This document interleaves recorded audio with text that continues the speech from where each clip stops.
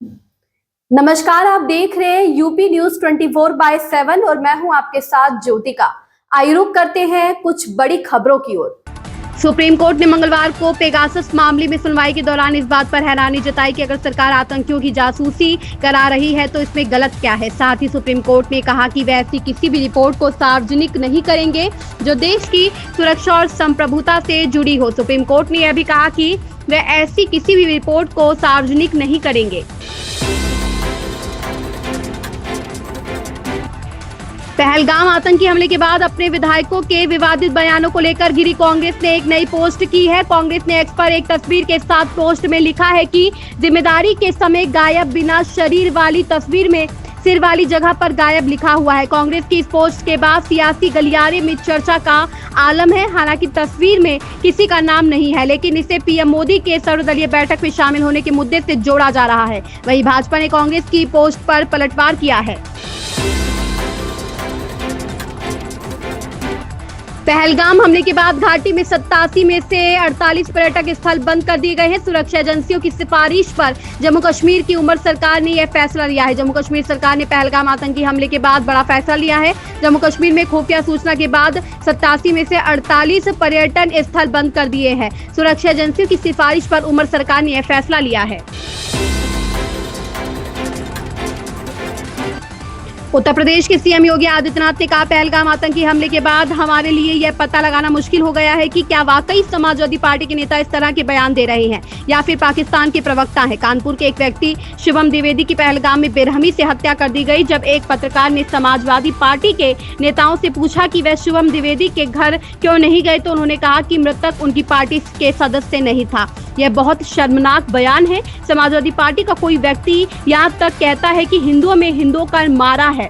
जब भी विभाजनकारी राजनीति होगी, सपा और कांग्रेस के नेता तुष्टीकरण की सभी हदें पार कर देंगे। ये लोग जो परिवारवादी हैं, जिनकी सोच केवल अपने परिवार तक सीमित है, जाति का नारा देते हैं, लेकिन जब सत्ता में आते हैं तो तुष्टीकरण की नीतियों की पराकाष्ठा को पूरी करते हुए केवल अपने परिवार के विकास की बात करते हैं, अपने परिवार तक सीमित रह जाते हैं।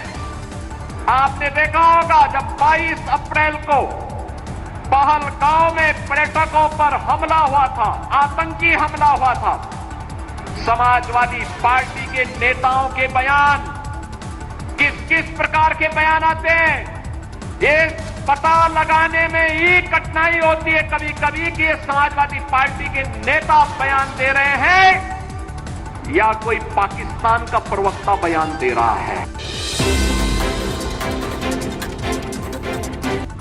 वैभव सूर्यवंशी के बचपन के कोच मनीष ओझा को उम्मीद है कि उनका 14 वर्षीय शिष्य अगले 1 या 2 वर्षों में भारत की T20 टीम में जगह बना लेगा। वैभव ने सोमवार को 38 गेंदों में 101 रन की पारी खेलकर आईपीएल के सबसे युवा शतकवीर बनने का रिकॉर्ड बनाया। उनकी उम्र 14 साल और 32 दिन है। बाएं हाथ के इस बल्लेबाज ने गुजरात टाइटंस के खिलाफ शानदार बल्लेबाजी करते हुए 11 छक्के और 7 चौके लगाए और राजस्थान रॉयल्स को जयपुर में 8 विकेट से जीत दिलाने में अहम भूमिका निभाई।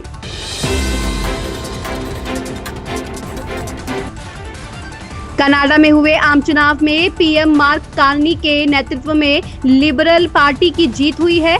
कनाडाई संसद में लिबरल पार्टी ने 343 सीटों में से कंजर्वेटिव्स से ज्यादा सीटें हासिल की है। चुनाव में जीत के बाद पीएम मार्क कार्नी ने विजय भाषण में कनाडाई लोगों को चेताया। कार्नी ने कहा कि ट्रंप हमें तोड़ने की कोशिश कर रहे हैं, इसलिए हमें सचेत रहने की जरूरत है।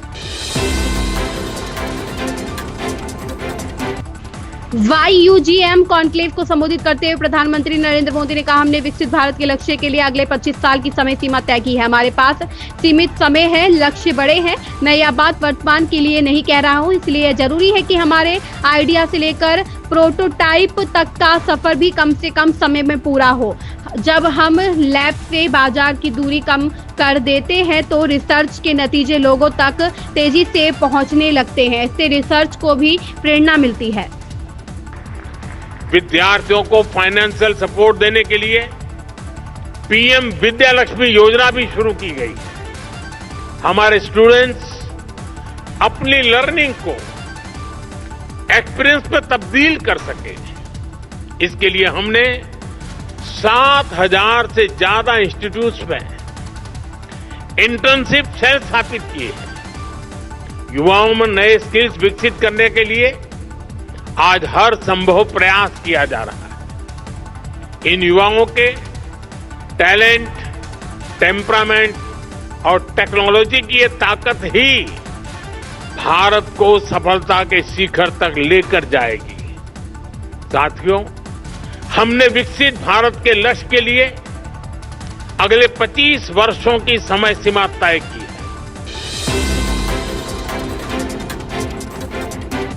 यूपी के रायबरेली में मंगलवार को सांसद राहुल गांधी के दौरे से पहले राजनीतिक सरगर्मी तेज हो गई है। हरचंदपुर क्षेत्र में सांसद के खिलाफ रात में होर्डिंग और पोस्टर लगा दिए गए। इनमें उनके पिछले बयानों पर तीखी प्रतिक्रिया व्यक्त की है। पोस्टरों में लिखा, तुम जातिवाद से तोड़ोगे, हम राष्ट्रवाद से जोड़ेंगे। राहुल गांधी जी, कृपया हमारी रायबरेली को जातिवाद में मत उलझाइए।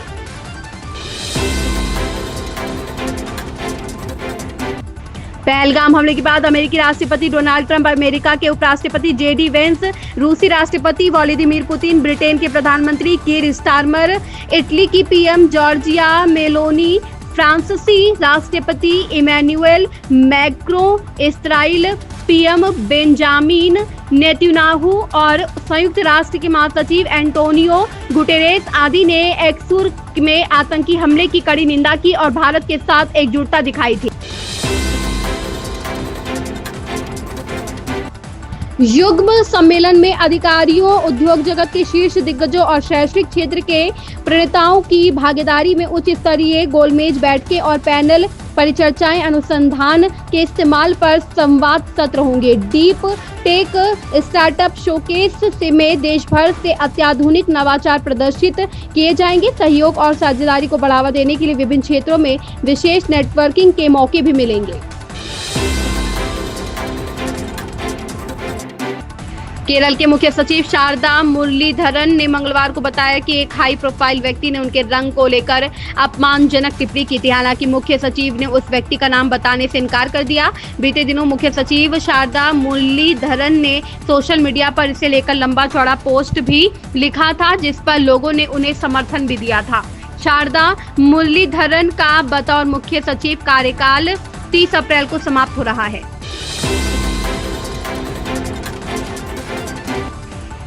कर्नाटक के गृह मंत्री श्री परमेश्वर ने सीएम सिद्धारमैया को जनसभा के दौरान हुए हंगामे को लेकर भाजपा को जिम्मेदार ठहराया। उन्होंने कहा कि उन्हें फिलहाल सिर्फ अखबारों से मिली जानकारी ही है, लेकिन शुरुआती जांच में पता चला है कि कुछ भाजपा महिला मोर्चा की कार्यकर्ता कांग्रेस की शॉल ओढ़कर कार्यक्रम में पहुंची थी। प्रधानमंत्री नरेंद्र मोदी ने देश में नवाचार तंत्र में निवेश बढ़ाने के उद्देश्य से आयोजित युग्म सम्मेलन का मंगलवार को शुभारंभ किया। राष्ट्रीय राजधानी में भारत मंडपम में होने वाला युग्म सम्मेलन अपनी तरह का पहला महत्वपूर्ण नीतिगत सम्मेलन है। पूर्व राष्ट्रपति एपीजे अब्दुल कलाम के निजी दस्तावेज संक्षिप्त किए जाएंगे। परिजनों ने पूर्व राष्ट्रपति एपीजे अब्दुल कलाम का पासपोर्ट, आधार कार्ड, पैन कार्ड, मूल पत्राचार और विभिन्न संस्थानों में दिए गए व्याख्यान से जुड़े निजी कागजातों भारतीय राष्ट्रीय अभिलेखागार को सौंपे हैं। इसमें कई तस्वीरें भी शामिल हैं। जूनियर एनटीआर ऑफ प्रशांत नील एक अनाम फिल्म पर काम कर रहे हैं। आज इस फिल्म की रिलीज को लेकर सभी अटकलें खत्म हो गई हैं। जूनियर एनटीआर ने अपने सोशल मीडिया हैंडल पर फिल्म की रिलीज डेट की घोषणा की है, जिससे एनटीआर के फैंस बेहद खुश और उत्साहित हैं। इन खबरों में बस इतना ही। बने रहिए यूपी न्यूज 24/7 के साथ। अगर आपको ये खबर पसंद आई हो तो हमारे चैनल को लाइक, सब्सक्राइब और शेयर करें और हमें अपनी राय कमेंट में जरूर बताएं।